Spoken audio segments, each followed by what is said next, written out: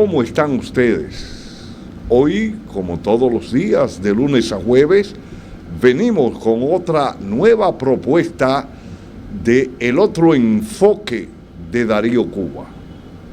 En el día de hoy vamos a hablar de la dependencia que tiene el mundo de las importaciones desde Rusia, principalmente de materia prima, y cómo las sanciones se están revirtiendo en contra de todo el mundo, principalmente de aquellos que la han implantado. Quizás el que menos lo sienta es Estados Unidos, y quizás el que más se beneficia de esta situación es el propio Estados Unidos. La más perjudicada, además de Rusia y de Ucrania, será Europa, que va a tener niveles inflacionarios como nunca ellos lo han vivido. Desde ya, los niveles de inflación que está viviendo Europa son los más altos en los últimos 40 años. Igual que Estados Unidos está pasando por niveles inflacionarios altos. Debemos ver cómo se busca una solución a esto. Se dice que ya el presidente de Ucrania quiere negociar con Rusia, reconociéndole el Donbass, o sea, Donetsk y Lugansk como dos repúblicas autónomas, y Crimea y Sebastopol como territorio de Rusia. Y después de él haber visto que una cosa es lo que te pintan pajarito en el aire, y otra cosa es la realidad, se da cuenta de que él no puede pertenecer a la OTAN. Y seguramente ahí estarán las negociaciones. También vemos que en Venezuela se están dando negociaciones con Estados Unidos, después de Estados Unidos satanizar a Venezuela, robarle a Cisco Monómero, y el Reino Unido quedarse con el oro de Venezuela. Vamos a ver cómo se plantean estas negociaciones y en qué sentido va dirigido. Y veremos a ver si el mundo va dirigido a dos bloques. Un bloque euroasiático, donde Rusia va a mantener los energéticos y gran parte de los granos que consume esa región, y China va a tener el reordenamiento económico y que se rompe el patrón dólar como moneda de intercambio global. Este programa le llega a ustedes todos los días a las 9 de la noche a través de Cananga Televisión.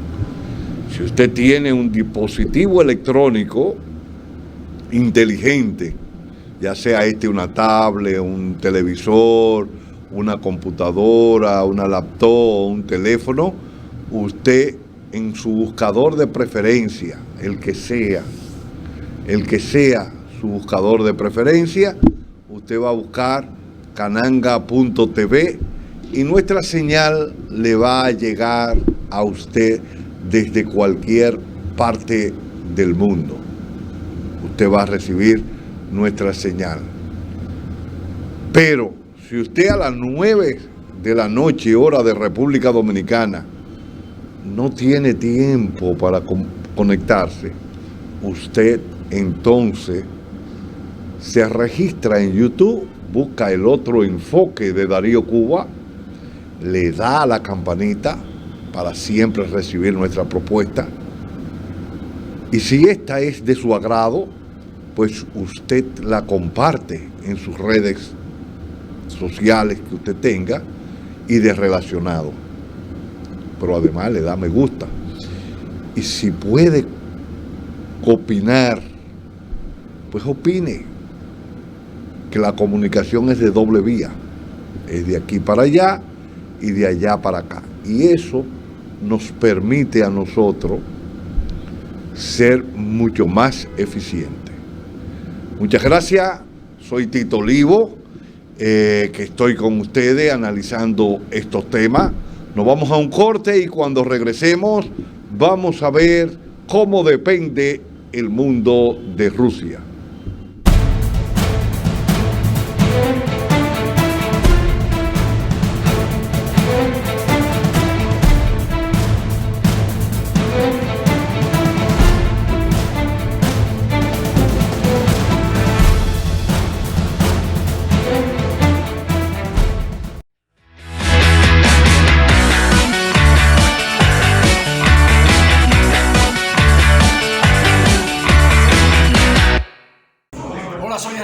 De ESPN y los invito a que sigan con Cananga Televisión y Deportes Total RD.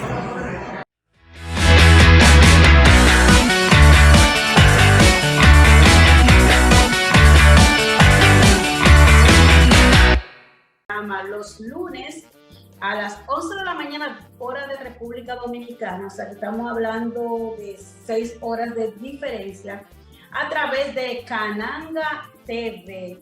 Yo más que agradecida por estas facilidades que nos brinda el señor, que yo lo adoro, ha sido incluso parte de ha sido exponente de los eventos que he realizado aquí y una hermosa amistad que desde CERTV conservamos. Así es que Darío Cuba, gracias por permitirnos a través de tu plataforma llegar a más ciudades en otras partes del mundo.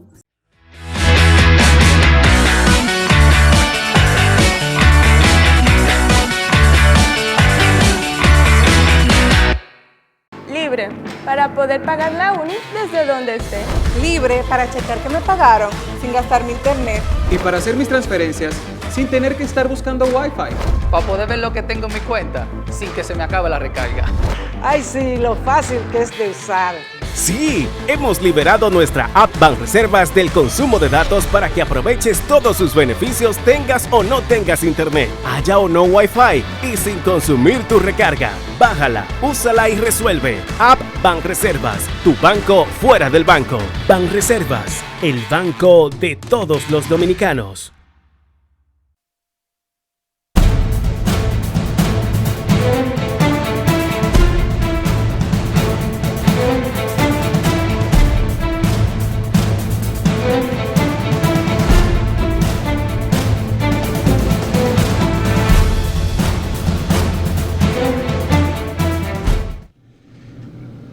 Rusia no es un país industrializado al nivel de China, Estados Unidos.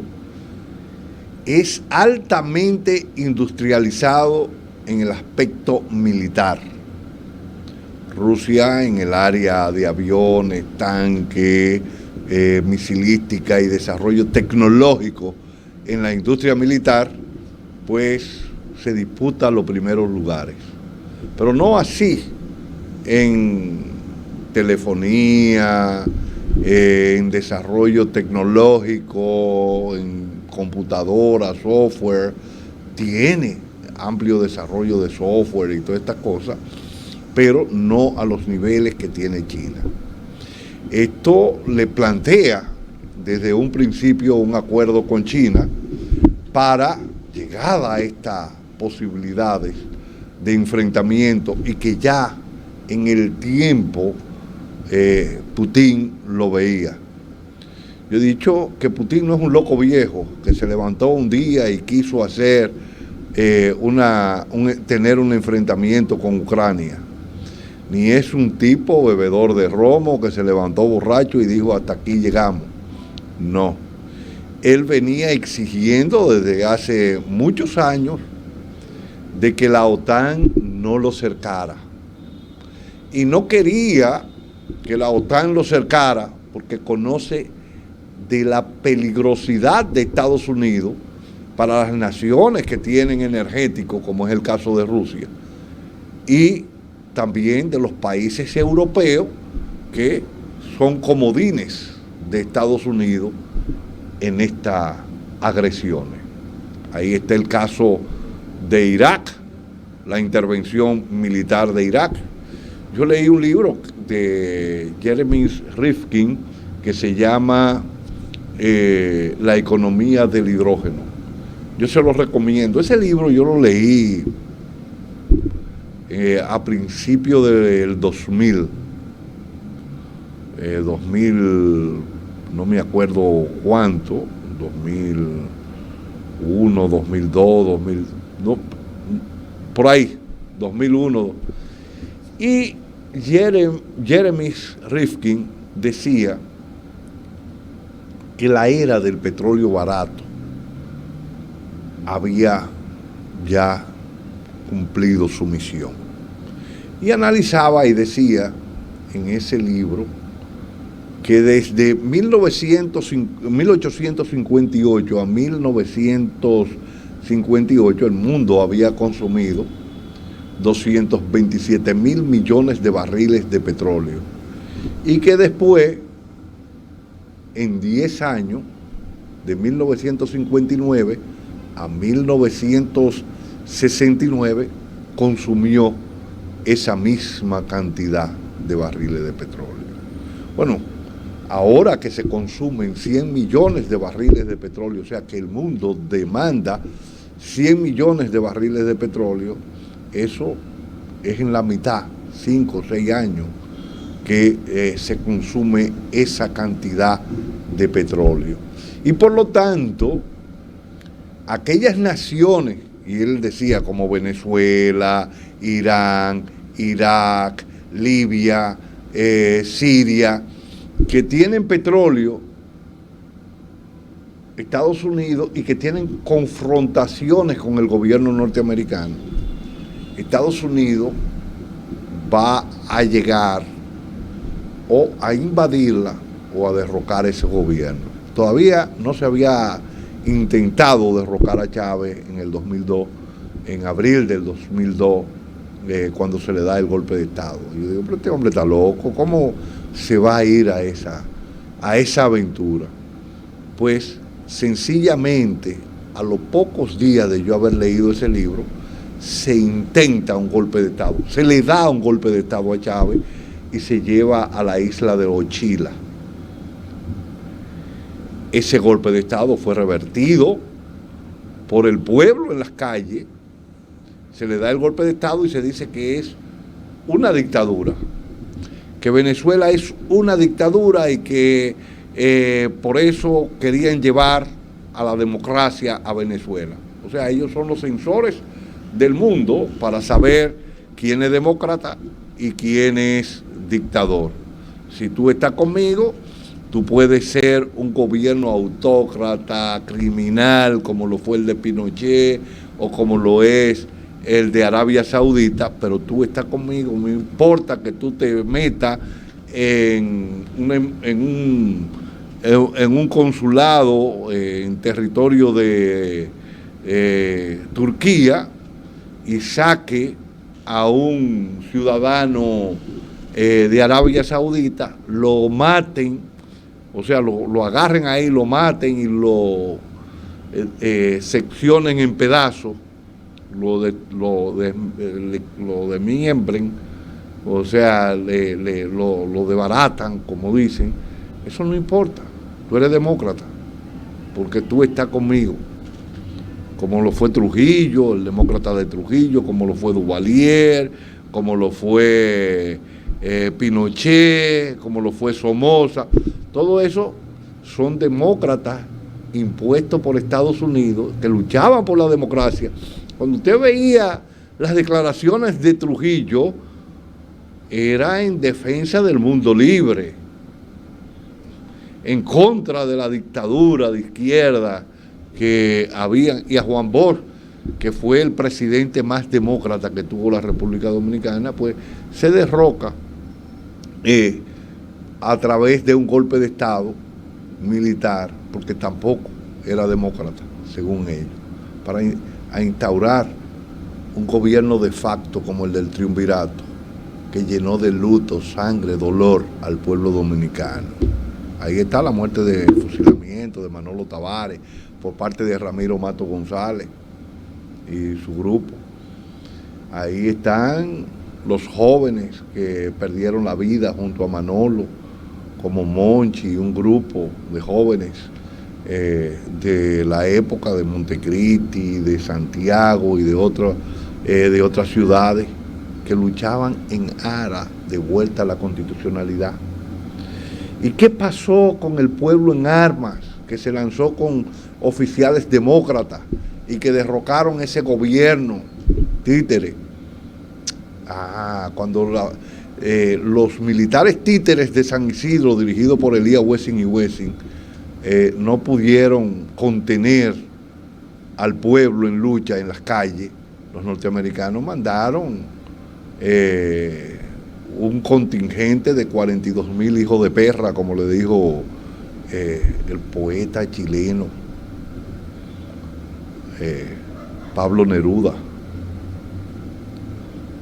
Esos hijos de perra que fueron, y se refería a lo que vinieron en la invasión a República Dominicana. Entonces, ahí no existía problema, había que venir a la República Dominicana, y ellos deciden en el mundo a quién invadir y a quién no invadir. Bueno, pues Putin sabe que tenía que establecer un orden y le dice: hey, vamos a llevar a la OTAN a los puntos que existían antes de yo llegar al gobierno, que fue el acuerdo que se hizo en el 91, y a partir del año 1997 la OTAN comenzó a expandirse a Letonia, Lituania, Estonia, a Polonia, a Checoslovaquia, o sea, un sinnúmero, pero atacó también a Checoslovaquia, la bombardeó y dividió, a Yugoslavia, la dividió en Checoslovaquia y Eslovaquia, que era Yugoslavia, estaba unida. La atacó y la destruyó. Entonces Putin no quería dejarse cercar y le dijo, y este cómico dijo: no, nosotros vamos, porque él entendía que la OTAN lo iba a respaldar, y le pidió exclusión aérea para hacer lo que hicieron con Gaddafi en Libia. Y le dijeron: no, espérate, nosotros no podemos poner una zona de exclusión aérea. No, papá. Y también pidió que Polonia, que en un principio dijo que sí, que iba a mandar los aviones, pero Putin tiene los juegos pesados. Él hizo señalamientos muy concretos y dijo: el que se meta enviando equipos directo, militar, o participe con naves aéreas en esto, va a tener un enfrentamiento, va a estar directamente en la guerra y vamos a combatirlo, no me importa quién sea. Y cuando Polonia vio esta situación hace un par de horas, dijo que no iba a mandar aviones. Y Estados Unidos, que estaba, y que sí, que le manden MiG-29 de lo que tienen, que le habían comprado a Rusia, que lo manden, que yo cuando. Después dijo: no, espérate, eso es peligroso, porque se dio cuenta a dónde iban llevando al mundo. Rusia, de los 100 millones de barriles de petróleo que consume el mundo, ellos producen 11, consumen 6 y exportan 5. Estados Unidos, de esos 5 millones de barriles de petróleo, recibe entre Estados Unidos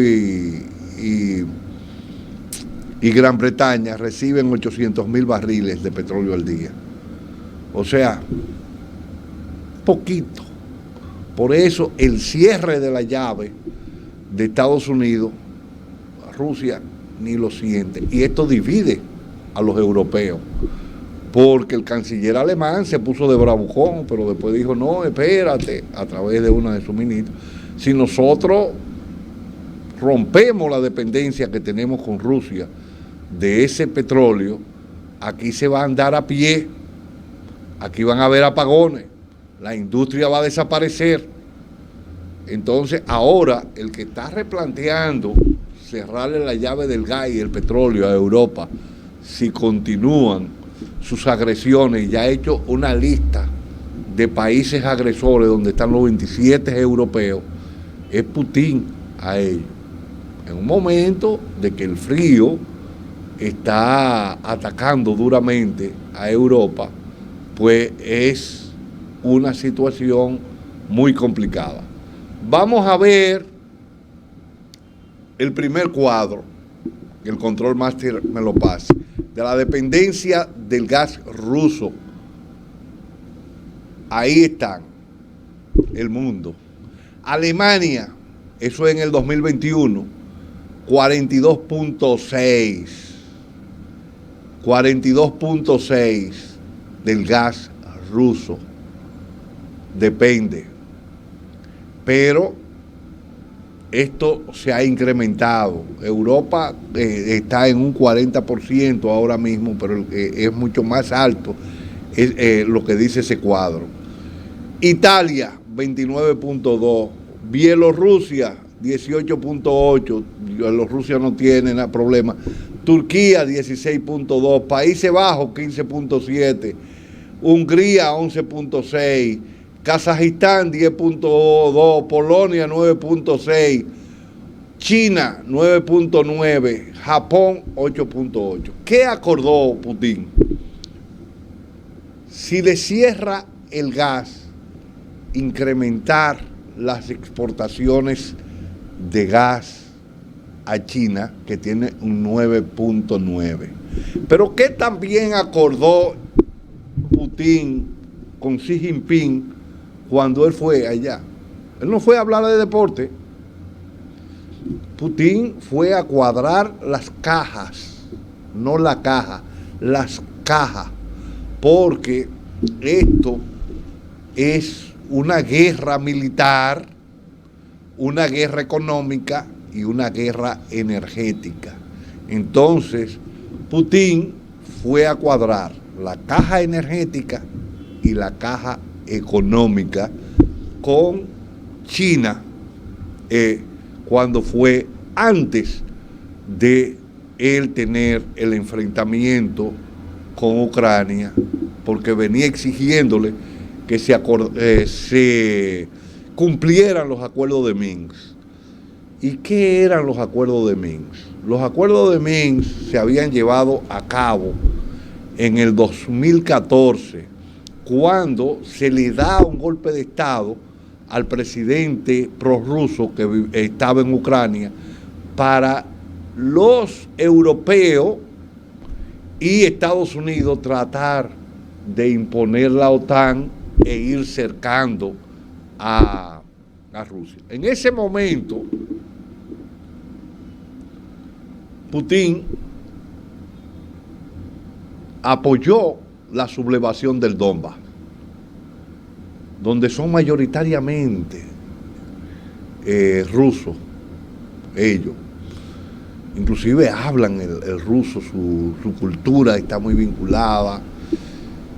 Ahí se hacen unos acuerdos, pero inclusive las tropas ucranianas, dirigidas por los pronazis, van a Odessa y sacan a los sindicalistas y lo matan. Pero yo no vi a Estados Unidos protestar, ni a Alemania, ni a Inglaterra tener esas condiciones, cuando en el 2014 sacaron a los dirigentes sindicales de Odessa porque apoyaban al gobierno anterior y lo mataron en plena vía pública.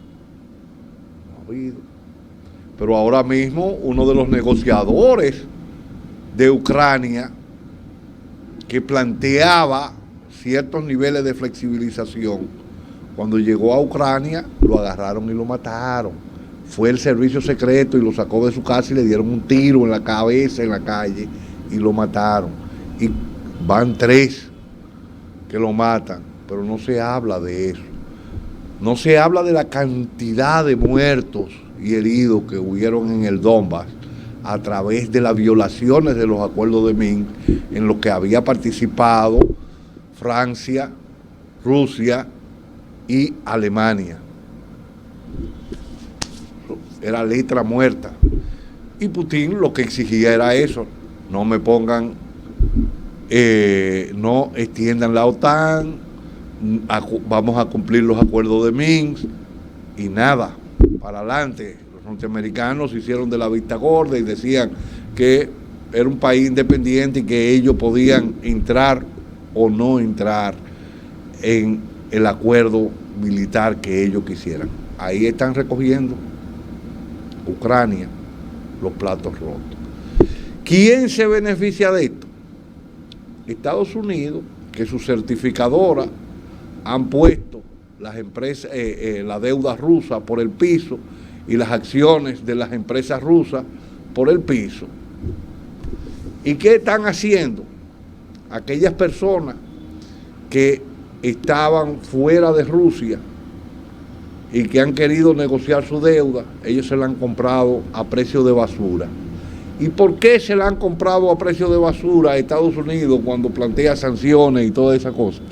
Para beneficiarse, porque sabe que tarde o temprano eso se va a estabilizar y ellos van a tener grandes beneficios. No importa que Putin controle, porque ellos van a vender esas acciones a su precio real cuando Rusia estabilice todo eso.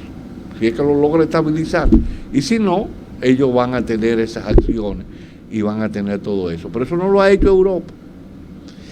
Eso plantea también un incremento en los precios del petróleo, como ustedes pueden ver. Ojalá que el Control Master nos ponga los precios del petróleo en el día de hoy. Ahí lo tenemos. El Brent está a 121,57 y el WTI, que es el que nos sirve de referencia a nosotros, está a 117,56 centavos de dólar el barril. Hoy estuvo en los $130 y la cotización más alta que ha tenido en estos días ha sido $137 el Brent y $130,50 el WTI. ¿Y qué beneficio tiene Estados Unidos con esto? Bueno, el primer beneficio es que las empresas productoras de energía, de petróleo en Estados Unidos y de gas, en su mayoría son de esquisto, que es altamente costoso y que habían perdido cientos de miles de millones de dólares cuando los precios, después de 146, 147 dólares que llegó a cotizarse el barril en el 2008, cayeron a 20 dólares por la recesión económica que se dio. Eso moderó la demanda, pero además era esa tercera crisis, como hemos explicado, es una crisis especulativa, fue una crisis de especulación.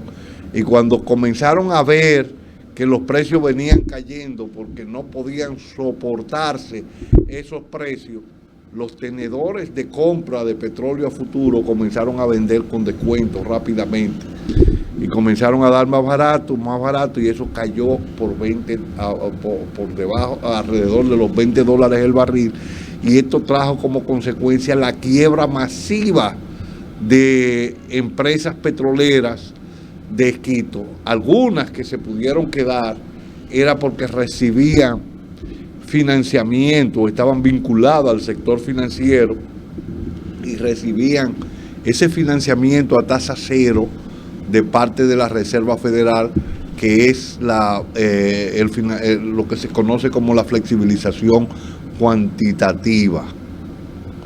o QE. Entonces, esas fueron las empresas que se quedaron. Y Estados Unidos, para poder vender gas y petróleo, poder exportar, o porque esas empresas sean competitivas, necesitaba que los costes subieran. Pero para Estados Unidos venderle gas a Europa, porque no tiene gaseoducto, y a cualquier costo del petróleo o del gas que esté en Europa, el gas, ellos tienen un 40% más caro. ¿Y por qué tienen ese 40% más caro? Porque ellos tienen que utilizar tanques de acero en barcos que se conocen como barcos metaneros, y para introducir ese gas en el barco y que tenga estabilidad en la navegación, necesitan convertir ese gas a líquido, y eso tiene un costo. Tienen que licuar el gas. Entonces eso tiene un coste que les dispara el precio con relación al de Rusia, que es, o el de Argelia, que es por gaseoducto que va. ¿Qué otro problema hay? Que a donde llegue, el que está en mejores condiciones es España, que tiene 7 regasificadoras en toda la península ibérica. Es que cuando tú descargas ese gas, tú tienes que regasificarlo, y ese otro costo adicional.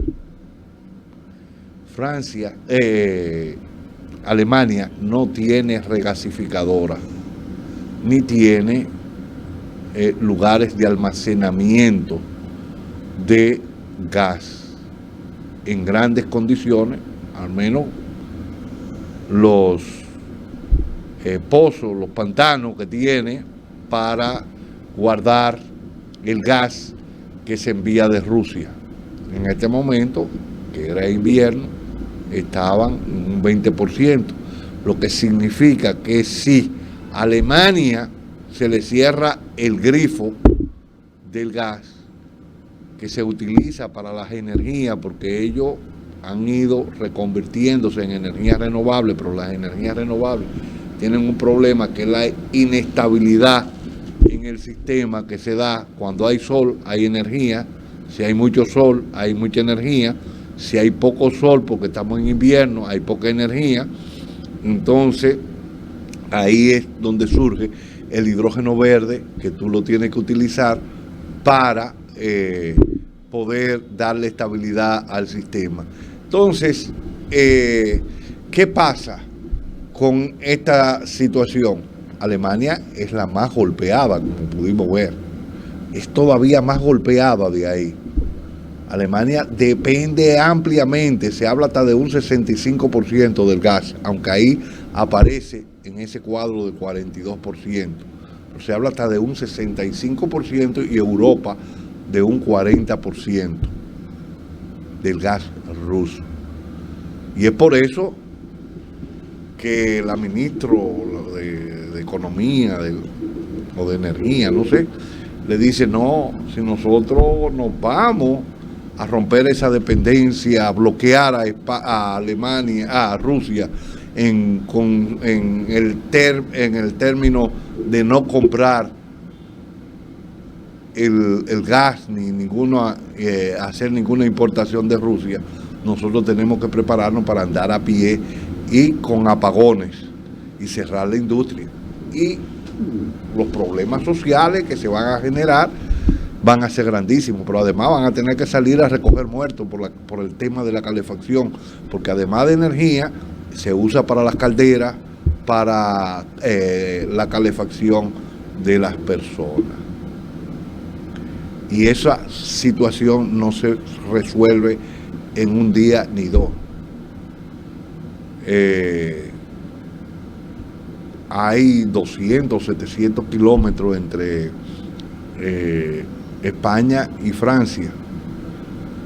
para poder enganchar el gaseoducto que viene de Argelia, pero que no tiene la capacidad de producir la cantidad de gas que que Alemania pudiera necesitar pero eso tampoco se hace en 2 días. Ese gaseoducto no se hace en 2 días. Esa cantidad de kilómetros que hacen falta para empalmarlo por el Pirineo que viene de Argelia y empalmarlo con Francia, no es 2 días, y desde ahí empalmarlo con otras naciones del bloque europeo, no es 2 días que dura. Pero la subida del petróleo y del gas impacta también en otras materias primas e impacta también en los alimentos y en el abono químico. Rusia, conjuntamente con Bielorrusia, es de los principales exportadores de abono químico, pero además para tú producir abono químico necesitas gas natural, y si el gas natural sube, que se ha moderado un poco el alza debido a que los europeos le pusieron topes a las empresas para pagarle para la generación eléctrica, y eso implica que tiene que caer. Pero si planteamos que ese gas estaba alrededor de $40 el año pasado, el megawatt hora de gas, y que ahora ha subido alrededor de $400 o más de $400, vemos que más del 10%, se ha multiplicado más de 10 veces, y que eso incide en los costos. Vamos a ver otro cuadro que tiene que ver con las materias primas de Rusia que exporta al mundo, y ahí tiene que ver con el paladio. Gíralo un poco a la izquierda o amplía, o déjame buscarlo por aquí para ver, porque ahí no me sale la cantidad. Espérate. El paladio, Rusia tiene alrededor de un 40 y pico % del paladio. Vamos a ver si yo logro buscar el cuadro y me da... No, lo que pasa fue que el paladio no me salió en el cuadro. Tendría que buscar el cuadro de donde yo lo extraje para ver qué % tiene el paladio. No lo tengo aquí, pero es alrededor de Rusia. El paladio tiene alrededor de un 42%. Ustedes pueden ver de la producción de esa materia prima. De esa materia prima, un 42% a nivel global. Entonces, el paladio, se disparó el precio del paladio, igual como se disparó el petróleo. El precio del paladio se disparó. El uso del paladio se usa en aleación con el níquel como revestimiento de zona de contacto entre componentes eléctricos. Aunque esta aplicación compite con el rodio, que como hemos visto es uno de los metales del grupo de los platinos con lo que comparte algunas de sus propiedades. Ya el paladio hoy se está cotizando más alto que el oro, porque este metal precioso es tan valioso para nuestros coches y dispositivos electrónicos. El paladio nunca ha sido un metal barato, pero hoy es escaso y tiene un sinfín de aplicaciones, y en estas circunstancias que está viviendo el mundo, sus necesidades son muy grandes, porque tú le estás sacando al productor que tiene el 42% de este producto. Y aquí veremos a Rusia desarrollar esta industria conjuntamente con China para la parte de los coches eléctricos y la parte de la electricidad renovable, donde van a buscar un espacio. Pónmelo otra vez para seguir viendo, porque el próximo es el platino. El platino, Rusia tiene el 15,1%. Ya vimos para qué sirve el platino. Del oro, el 9,2%. Y es por eso que el oro se ha disparado por encima de los $2,000. $2,050 estaba esta mañana. Petróleo, ellos tienen el 8,4% de la producción de petróleo en el mundo. Del gas, el 6,2%. Del níquel, el 5,3%. Y vimos cómo es el níquel, se disparó conjuntamente con el oro. El precio del níquel subió hasta $100,000 la tonelada en el día de ayer. Y en la bolsa de Londres, que transa metales, hubo que frenar las cotizaciones y cayó alrededor de $40,000 la tonelada de níquel. Y es por eso que yo digo que la República Dominicana, que exporta níquel, porque tiene ahí en Bonao una empresa que extrae níquel de las montañas y que produce oro en Cotuí, la República Dominicana debe ponerles un impuesto especial al oro y al níquel en este momento, para financiar los recursos que está perdiendo la República Dominicana por el incremento de los precios del petróleo y por lo que va a dejar de cobrar por los impuestos que va a tener que eliminar, porque si no, aquí va a haber una explosión social, porque la población no va a aguantar a los costes que se van a disparar los precios del petróleo. Pero tampoco el gobierno, aunque tenga alrededor de 14,000 millones, 13,000 y tanto, 14,000 millones de reserva internacional, va a poder aguantar esos subsidios por mucho tiempo. Y no sabemos el tiempo que va a durar esta confrontación. Se ha hablado de que esto es un cisne negro. Los cisnes blancos en economía son esperados, es lo que tú esperas que se produzca, porque tú estás preparado para eso. Pero los cisnes negros son los que se presentan repentinamente y tú no sabes cuándo llega. Bueno, esto es un cisne negro que se ha planteado en la economía. ¿Y qué debe hacer la República Dominicana con esos recursos excedentarios que puede obtener por impuestos al níquel y al oro? Y aquí vemos la barrabasada que hizo Danilo Medina con el acuerdo con el oro, cuando el impuesto se iba aumentando en el tiempo. Él decidió que se diera la mayor parte de impuestos en el momento que el oro estaba bajo, para beneficiarse él y su gobierno, y no dejar que se fuera incrementando esa compensación que era pírrica, y es pírrica lo que le está dando Barry al Estado Dominicano, que se fuera aumentando en el tiempo, porque hoy tuviésemos un nivel más alto de compensación.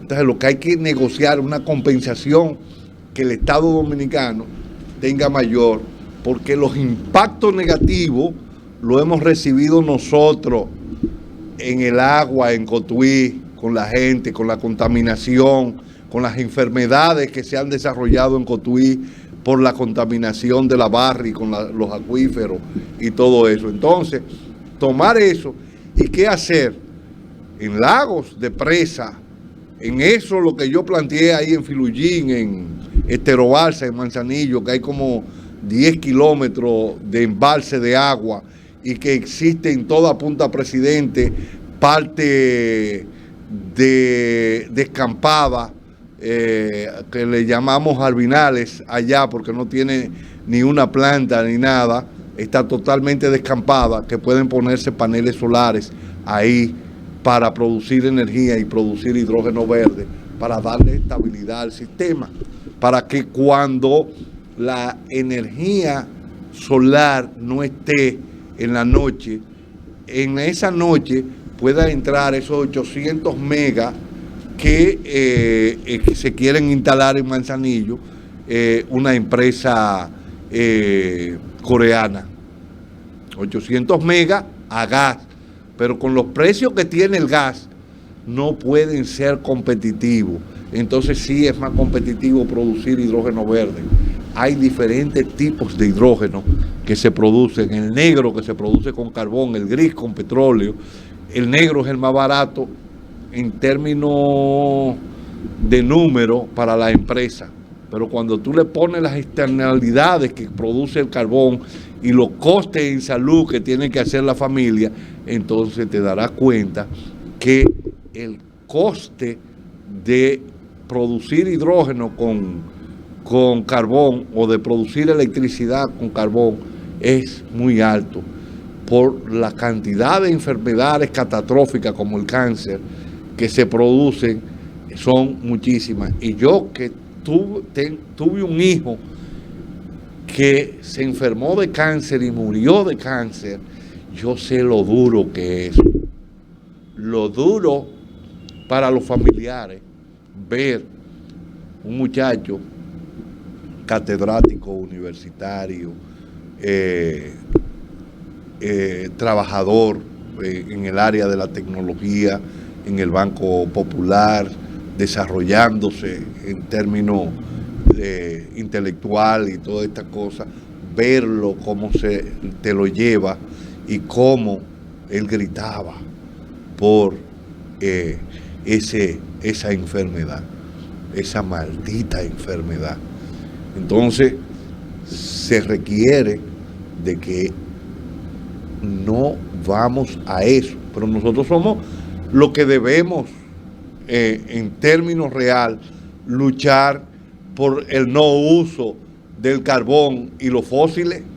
Primero, en el gráfico de ayer vimos cómo se comporta la balanza comercial dentro de la balanza de pago cuando los precios del petróleo suben, que nos crean déficit, y que hoy no tenemos los niveles de endeudamiento que habían en el 2008, 2010.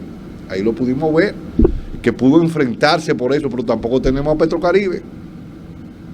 No, los norteamericanos presionaron a los gobiernos de por acá para que rompieran relaciones con Maduro, reconocieran a Guaidó, y ahora andan ellos atrás de Maduro para que le supla parte de esos 800 que tienen Inglaterra y Estados Unidos, de esos 800 barriles de petróleo al día que necesitan para suplir sus necesidades, porque tanto Inglaterra como Estados Unidos son productores de petróleo. Entonces andan ahí para resolver ese problema y andan atrás de Irán también, pero no. Venezuela le tiró una chinita ayer, aunque le soltó 2 de los presos que tenían que ver con Cisco. Se le soltó 2, le dio un caramelito, o le dio 2 caramelos endulzados para irlo endulzando. Fue ampliar las negociaciones que estaban suspendidas en México y soltarle estas 2 personas. Pero Venezuela plantea que se le devuelva a Cisco, que ellos se la robaron, que le devuelvan monómero, que Duque se quedó con ella en Colombia, y que le devuelvan los recursos económicos que le confiscaron cuando pasaban por el SWIFT bancario. Pero también le pide Venezuela a Inglaterra que le devuelva el oro que le tiene confiscado, que ellos le tienen allá confiscado.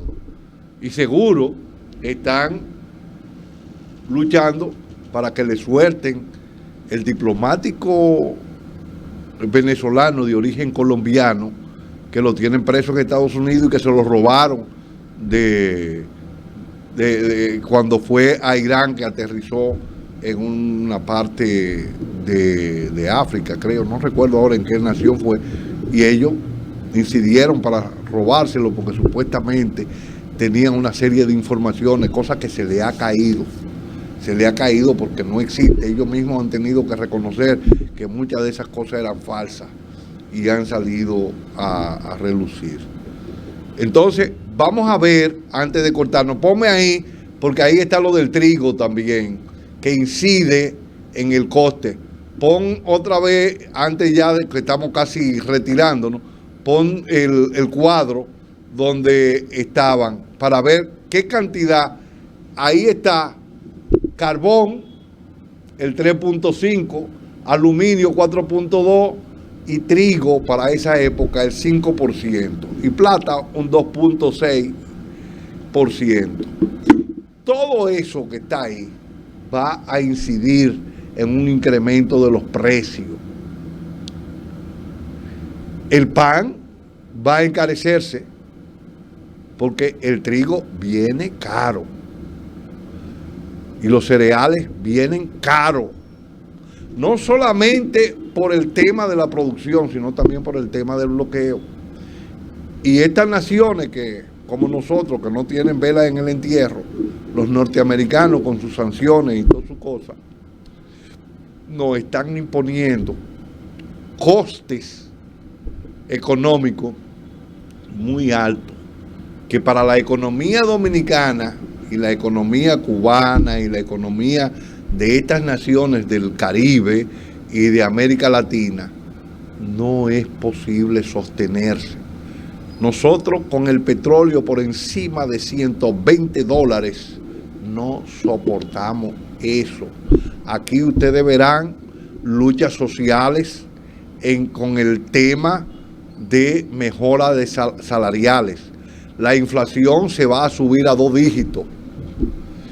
Eso de tener y que 7 puntos, 8 puntos, vean, aquí esperemos inflación del 15%, del 20%, que va a venir. Y cuidado, porque si esos precios del petróleo, Rusia pone un bloqueo, los precios pudieran estar entre 150 y $300 el barril, que es la nueva perspectiva que hay.